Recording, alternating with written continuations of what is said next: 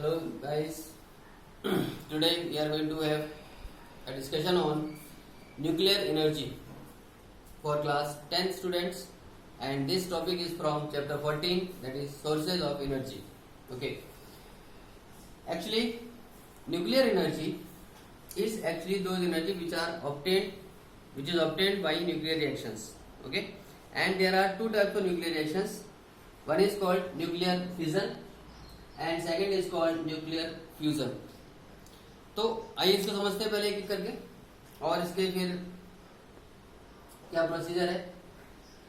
Nuclear fusion में actually जो एक हैवी न्यूक्लियस होता है वो स्प्लिट होके दो लाइट न्यूक्लियर में कन्वर्ट होता है। ओके, यानी फ्यूजन जैसा आप जानते हैं, फ्यूजन मीन्स स्प्लिटिंग, ब्रेकडाउन।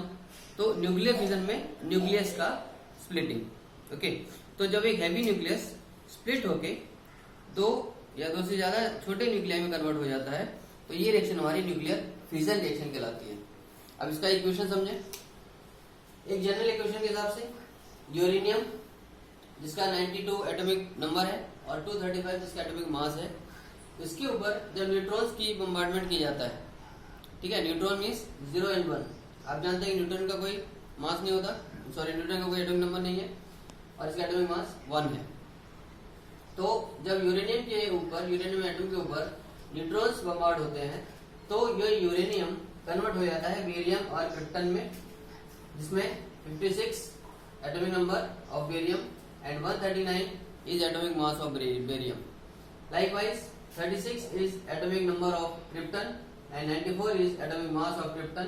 और इस रिएक्शन में एक न्यूट्रॉन्स के एक यूरेनियम एटम के ऊपर बम्बार्डमेंट के बाद बेरियम और क्रिप्टन के साथ साथ 3 नए न्यूट्रॉन्स बन जाते हैं। ओके, और इसमें एक ह्यूज अमाउंट ऑफ, एक tremendous amount of energy obtain होती है। यानी इस रिएक्शन को अगर हम चेन रिएक्शन में कन्वर्ट होने दें, यानी अगर हम इसको कंट्रोल ना करें, तो ये एक चेन रिएक्शन का रूप ले लेगी और ये अनकंट्रोल हो जाएगी, और उसके बाद जो एनर्जी प्रोड्यूस होगी that will be disastrous, that will be much more destructible. So यहाँ हम क्या करते हैं, इस न्यूक्लियर फिजन रिएक्शन को बेसिकली जो न्यूक्लियर पावर प्लांट होते हैं हमारे, उसमें हम न्यूक्लियर फिजन रिएक्शंस को कंट्रोल वे में ऑर्गेनाइज करते हैं, कंट्रोल वे में कंडक्ट करा के, और फिर उस एनर्जी को हम अपने इलेक्ट्रिसिटी प्रोडक्शन के लिए, बेनिफिट्स के लिए यूज करने लगते हैं। ओके, अब इसके बारे में हम थोड़ी बाद में डिटेल में जानेंगे। इसका एग्जाम्पल है एटम बम या न्यूक्लियर बम। यानी जो आपको ध्यान होगा कि अमेरिका ने जब जापान के दो शहरों के ऊपर, हिरोशिमा और नागासाकी के ऊपर, जो एटम बम या न्यूक्लियर बम गिराए थे, जो कि रिस्पेक्टिवली 6 अगस्त 1945 को हिरोशिमा के ऊपर और 9 अगस्त 1945 को नागासाकी के ऊपर जो गिराए गए थे अमेरिका के द्वारा न्यूक्लियर बम्स, वो न्यूक्लियर फिजन रिएक्शन के ऊपर आधारित है, न्यूक्लियर फिजन रिएक्शन के बेसिस पे काम करते हैं। और इसमें जो रेडियोएक्टिव एलिमेंट्स, जो प्रोडक्ट्स बनते हैं, आप देख रहे हैं कि ये जो रेडियोएक्टिव प्रोडक्ट्स बनते हैं इसके, उसका असर उस 1945 में गिराए गए न्यूक्लियर बम्स के वजह से करीब 1.5 लाख से ज्यादा लोग मारे गए थे वहाँ, और उसके रेडियोएक्टिव रेडिएशंस की वजह से आज भी वहाँ उस चीज का जो इम्पैक्ट है, जो बैड इफेक्ट है, वो दिखाई देता है। Okay, so this is very dangerous and very much disasters, right. चलिए अब न्यूक्लियर पावर प्लांट पर जाने से पहले इस रिएक्शन को समझ लेते हैं। पहले न्यूक्लियर फ्यूजन क्या है? ये एक अपोजिट रिएक्शन है, यानी जिसमें दो छोटे न्यूक्लियाई फ्यूज होकर एक हैवी न्यूक्लियस बनाएंगे, राइट। जैसा आप देख रहे हैं यहाँ पर, ये 1s2 ये दो आइसोटोप्स लिए गए हैं ड्यूटेरियम हाइड्रोजन के। यानी हाइड्रोजन के एक्चुअली 3 आइसोटोप्स होते हैं, प्रोटियम, ड्यूटेरियम, ट्राइटियम। ओके, जिसका 1h1, 1s2, 1s3 रिस्पेक्टिवली जिनको हम लिखते हैं। अब ये आपने यहाँ देखा 1s2 दो लिखे हुए हैं, इट मीन्स ये दो ड्यूटेरियम के न्यूक्लियाई है, या हम कह सकते हैं कि हाइड्रोजन के दो आइसोटोप्स हैं ड्यूटेरियम वाले। यहाँ जब फ्यूजन रिएक्शन होती है इनके बीच में, तो ये एक हैवी न्यूक्लियस यानी हीलियम का एटम बनाते हैं, 2he3, that is helium atom, और इसके साथ साथ एक न्यूट्रॉन भी प्रोड्यूस होता है। ओके, और tremendous amount of heat energy produce होती है। यानी देखिए, अगर न्यूक्लियर फ्यूजन रिएक्शन को कंडक्ट कराना है तो उसके लिए हमें न्यूक्लियर फिजन पहले कराना पड़ता है। यानी if we are to explode this hydrogen bomb, then first we will have to explode atom bomb और न्यूक्लियर बॉम्ब, बिकॉज उससे जो एनर्जी, जो tremendous amount of energy produce होगी, उस एनर्जी की प्रेजेंस में ही ये हाइड्रोजन बम का न्यूक्लियर फ्यूजन हो सकता है। So this hydrogen bomb is much more disasters and more dangerous than nuclear bomb और एटम बम। ठीक है, क्योंकि nuclear fusion reaction, nuclear fusion के दौरान जो उत्पन्न होने वाली जो अमाउंट ऑफ एनर्जी है, उसी की प्रेजेंस में न्यूक्लियर फ्यूजन हो सकता है। तो इसका टेम्परेचर और कई गुना ज्यादा बढ़ जाता है if we explode a hydrogen bomb। Okay, देखिए हाइड्रोजन बम की अगर बात करें तो हाइड्रोजन बम, जैसे मैंने अब आपको बताया कि न्यूक्लियर फ्यूजन रिएक्शन पर आधारित है। इसमें क्या होता है, ड्यूटेरियम और ट्राइटियम यानी हाइड्रोजन के आइसोटोप्स, ये दोनों आइसोटोप्स को लेकर, और लिथियम 6 जिसका एटॉमिक मास है, उसके प्रेजेंस में इन तीनों को हम फ्यूज कराते हैं। यानी ड्यूटेरियम और ट्राइटियम नामक जो आइसोटोप्स है हाइड्रोजन के, उनका फ्यूजन किया जाता है लिथियम 6 की प्रेजेंस में in the case of hydrogen bomb. अब हाइड्रोजन बॉम्ब में या लिथियम 6 की क्या रोल है, क्या इसका पार्टिसिपेशन, क्या फंक्शन है? लिथियम 6 को इस्तेमाल किया जाता है ताकि ये ज्यादा से ज्यादा ट्राइटियम एटम्स को प्रोड्यूस कर सके। ठीक है, यानी एक रिएक्शन है, जब लिथियम के ऊपर हम न्यूट्रॉन्स को बम्बार्ड करते हैं, जब लिथियम की रिएक्शन न्यूट्रॉन से की जाएगी या लिथियम के ऊपर न्यूट्रॉन्स की बमबारी की जाती है, तो वो लिथियम एटम हीलियम और ट्राइटियम में कन्वर्ट हो जाता है। तो जितने ज्यादा ट्राइटियम एटम्स आइसोटोप मिलते जाएंगे, उतनी ज्यादा amount of energy with in few microseconds produce हो जाती है।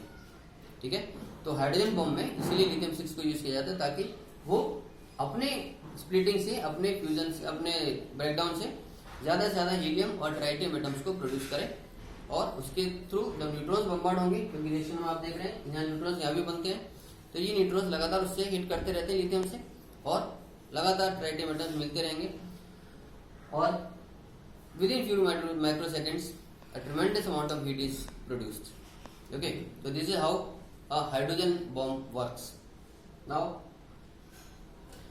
there is what is the reason of this solar energy। हम जानते हैं कि पिछले करीब 5 बिलियन ईयर से ये सूर्य हमें अपनी हीट और लाइट देता आ रहा है, और ऐसा माना जाता है कि अगले 5 बिलियन ईयर्स तक भी ये इसी तरीके से हीट और लाइट प्रोड्यूस करता रहेगा। तो इस अल्टीमेट सोर्स ऑफ एनर्जी का एक्चुअली रीजन क्या है? रीजन ये है कि solar energy is a product of sun's nuclear fusion reactions which happen in sun. देखिए यहाँ 4 एटम्स लिए गए हैं प्रोटियम के, 1H1 मैंने बताया प्रोटियम है। तो सन के अंदर प्रोटियम के 4 हाइड्रोजन के आइसोटोप जो है वो फ्यूज होते हैं, वो जुड़ते हैं आपस में, और उससे हीलियम एटम बनता है। और ये आप देख रहे हैं पॉजिट्रॉन, +1 E0 मीन्स पॉजिट्रॉन है ये। तो 2 पॉजिट्रॉन्स बनते हैं और हीलियम का एटम बनता है, और इसके साथ ट्रिमेंडस अमाउंट ऑफ एनर्जी निकलती है। ठीक, अब आप जानते हैं क्योंकि हाइड्रोजन गैस हवा से हल्की है, तो hydrogen is much more available in the external atmosphere, above the atmosphere we can say, air से एटमॉस्फेयर जहाँ उसके ऊपर सन के आसपास हाइड्रोजन है, तो इसीलिए वह हाइड्रोजन इजीली अवेलेबल है, और इसलिए लगातार उसमें आइसोटोप्स की जो फ्यूजन है वो होता रहता है, और इसी वजह से सन की जो एक एनर्जी है वो कॉन्स्टेंटली हमें आज भी मिलती आ रही है। ओके, और आगे भी मिलती रहेगी। चलिए अब आते हैं न्यूक्लियर पावर प्लांट पे। देखिए न्यूक्लियर पावर प्लांट, जैसे मैंने आपको बताया कि ये न्यूक्लियर फिजन रिएक्शन पर बेस्ड है। इसमें न्यूक्लियर फिजन रिएक्शन को कंडक्ट किया जाता है। जहां तक इसकी स्ट्रक्चर और इसके फंक्शनिंग का सवाल है, देखिए पहला एक स्ट्रक्चर है इसमें न्यूक्लियर रिएक्टर जिसको हम बोलते हैं। एक बहुत बड़ी सी चैम्बर है, कंक्रीट चैम्बर है, जो कि जिसकी दीवारें बहुत मोटी होती हैं ताकि ज्यादा से ज्यादा ये न्यूक्लियर रिएक्शंस, न्यूक्लियर रेडिएशंस को, रेडिएटिव रेडिएशंस को बेयर कर सके, टॉलरेट कर सके, ताकि एक्सटर्नल वर्ल्ड में वो रिलीज ना हो और बाहर के जो लोग हैं उनको किसी तरीके का कोई नुकसान इससे ना पहुंचे। तो इसलिए एक बहुत बड़ी बड़ी थिक वॉल्स का हम कंक्रीट का न्यूक्लियर रिएक्टर बनाते हैं और उस न्यूक्लियर रिएक्टर के अंदर स्टील की एक वेसल ली जाती है ताकि वो हीट को टॉलरेट कर सके। ओके, उसके अंदर ग्रेफाइट की कोर को इस्तेमाल किया जाता है। ग्रेफाइट की कोर को इस्तेमाल करने के पीछे पर्पस ये है, actually graphite is a moderator. Moderator means graphite का काम है जो न्यूट्रॉन्स उस यूरेनियम पे हिट करेंगे उन न्यूट्रॉन्स की स्पीड को हल्का करना। Okay, it gives a moderate speed to such neutrons which are hitting uranium atoms, right. तो अब जो वो न्यूट्रॉन्स को स्पीड हल्की करने के लिए ग्रेफाइट का कोर हमने इस्तेमाल कर लिया। उसके साथ साथ आप जानते हैं कि इसमें यूरेनियम, रेडियोएक्टिव यूरेनियम 235 का इस्तेमाल होता है जनरली, और यूरेनियम को रॉड्स के रूप में हम इस्तेमाल करते हैं। ठीक है, यूरेनियम रॉड्स के साथ साथ इसमें हमें अल्टरनेटिवली बोरॉन रॉड्स भी लगानी पड़ती हैं। बोरॉन रॉड्स का काम होता है कि वो जो एक्सेस अमाउंट के न्यूट्रॉन्स जो प्रोड्यूस हो रहे हैं, जैसा आप देख रहे हैं एक न्यूट्रॉन ने जब बोmbard किया यूरेनियम एटम के ऊपर तो 3 नए न्यूट्रॉन्स बन रहे हैं। तो ये जो एक्सेस अमाउंट के न्यूट्रॉन्स हैं इनको साइमल्टेनियसली एब्जॉर्ब करना जरूरी है, वरना ये न्यूट्रॉन्स भी वापस यूरेनियम पे हिट करेंगे और ये रिएक्शन अनकंट्रोल हो सकती है, चेन रिएक्शन बन सकती है। ओके, तो इसलिए हम बोरॉन रॉड्स का इस्तेमाल करते हैं ताकि वो न्यूट्रॉन्स को, एक्सेस नंबर ऑफ न्यूट्रॉन्स को साइमल्टेनियसली एब्जॉर्ब करती रहे। चलिए अब आते हैं, इसमें एक चीज हम लिक्विड सोडियम को भी इस्तेमाल करते हैं न्यूक्लियर रिएक्टर में ताकि उसके टेम्परेचर को रेगुलेट किया जा सके। तो liquid sodium is actually a coolant here which controls its high temperature, okay, which keeps on trying to reduce its temperature to cool it down, right। तो ये तो हुआ न्यूक्लियर रिएक्टर की बात, आप समझ गए, जिसमें कंक्रीट का एक बहुत बड़ा वेसल है, बहुत बड़ी चैम्बर है, उसके अंदर स्टील वेसल, फिर मॉडरेटर के रूप में उसमें ग्रेफाइट की कोर लगाई आपने, फिर उसके साथ यूरेनियम और बोरॉन के रोड्स इस्तेमाल करते हैं हम अल्टरनेटिवली। बोरॉन की रोड का इस्तेमाल है कि जो एक्सेस नंबर ऑफ न्यूट्रॉन्स है उसको एब्जॉर्ब किया जा सके, और मॉडरेटर का यानी ग्रेफाइट का काम है कि उसके जो स्पीड है उसको हल्की रखे ताकि ये रिएक्शन स्मूथली होती रहे, कंट्रोल वे में होती रहे। अच्छा, तो जब न्यूट्रॉन्स का बम्बार्डमेंट स्टार्ट होता है यूरेनियम रॉड्स के ऊपर, यूरेनियम एटम्स के ऊपर, तो उससे जो टेम्परेचर रिलीज होता है, जो high tremendous amount of energy release होती है, इसकी वजह से वो जो लिक्विड सोडियम है वो एक्सट्रीमली हॉट हो जाता है। अब उस एक्सट्रीमली हॉट सोडियम को हम एक पैसेज के थ्रू अपने हीट एक्सचेंजर के ऊपर पास करते हैं। हीट एक्सचेंजर में वाटर भरा हुआ है तो उसमें पानी है, उस पानी के अंदर से जब ये लिक्विड हॉट सोडियम पास होगा तो ये अपनी हीट उस वाटर को देगा, क्योंकि हीट एक्सचेंजर से पास हो रहा है।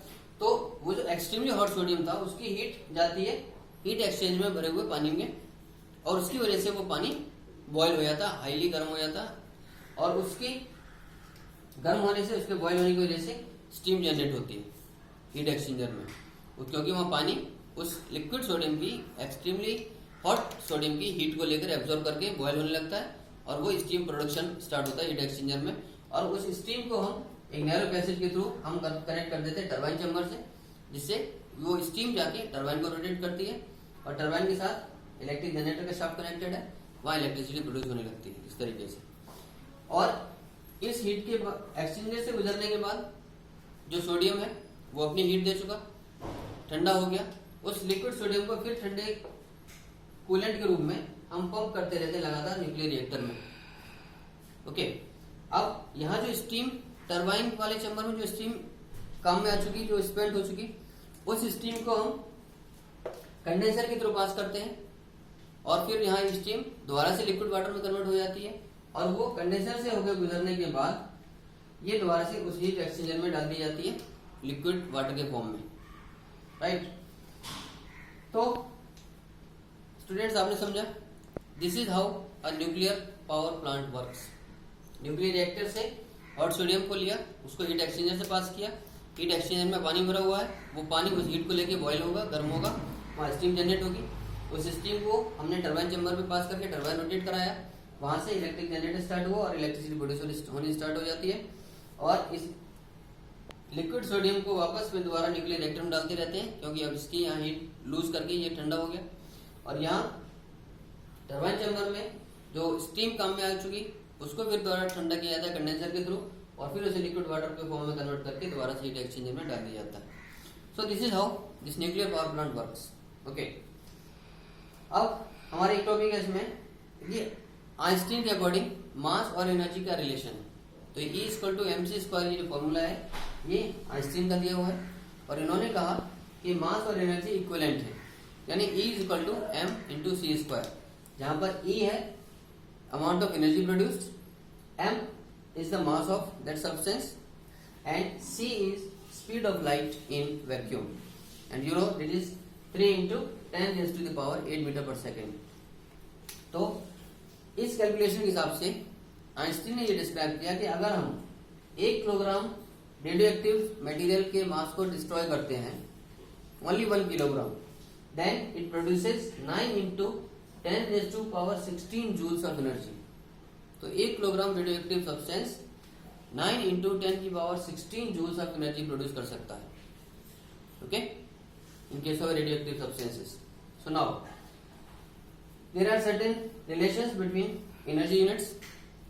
1 electron volt is equal to 1.602 into 10 raised to the power -19 joules.